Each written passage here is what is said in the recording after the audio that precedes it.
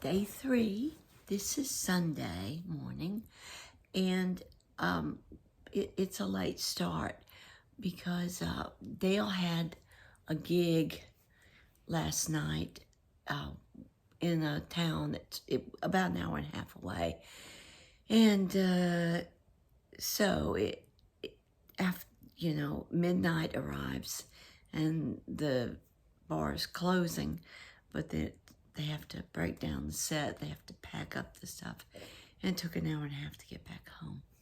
And so, yeah, we're both just bleary-eyed, and I keep wanting to go, we're too old for all this.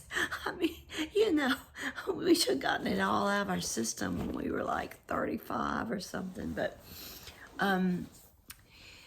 it was normally I sleep all the way home, but last night I was a nervous wreck because as I was sitting in the car, just sort of, musing, I thought, I put 4 hamburgers in the oven to cook. They were frozen. I set it at 350 degrees for 2.5 hours in the afternoon. But I don't remember turning the oven off. I don't remember taking that food out of the oven. And I'm sitting there thinking, oh my God. I wonder how long something can cook before it bursts into flame. So, but I had set the timer, and I don't remember the timer going off or anything. Dale has a habit of, he'll turn things off, but then leave it in the oven. So I thought, well, okay, he probably turned the oven off, which, he had took care of it and just didn't tell me.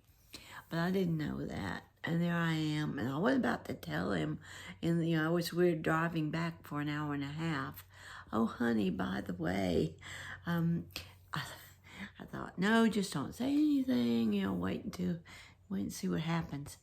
So I kept scanning the horizon thinking, okay, if my house is caught on fire and it's burning down, surely I'll see something on the horizon. And so as we drew nearer to the town we live in, I had hope because I thought, okay, it doesn't look like anything's on fire. And I didn't even want to think about the fact that I've got 3 animals that are trapped inside the house, Lily and 2 cats, and Sam is, outside, but his kennel's pretty close to the house too. And I thought, oh Lord, but it was raining. So I thought, okay, if it does catch on fire, maybe, the rain will keep it under control. But fortunately, nothing happened. He had actually turned off the oven when the timer went off and just didn't tell me. So I'm like, oh God.